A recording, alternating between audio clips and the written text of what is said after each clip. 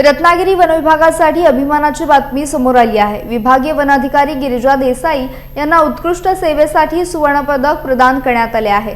One संवर्धन, वन्यजीव संरक्षण तसेच प्रशासनिक कामकाजातील उल्लेखनीय कार्याबद्दल त्यांचा गौरव करण्यात आला।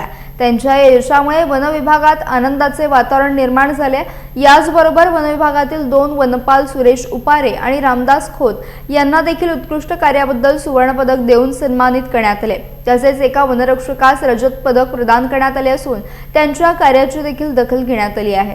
वन क्षेत्रात संवर्धन, वन्यजीव संरक्षण, आपत्कालीन परिस्थितीत केलेले काम तसेच जनजागृती उपक्रमांमधील योगदानामुळे या अधिकाऱ्यांचा सन्मान करण्यात आल्याचे सांगण्यात येत आहे। या सन्मानामुळे वन विभागातील अधिकारी आणि कर्मचाऱ्यांचा उत्साह वाढला असून पुढील काळातही संवर्धनासाठी अधिक जोमाने काम करण्याचा निर्धार व्यक्त केला जातोय।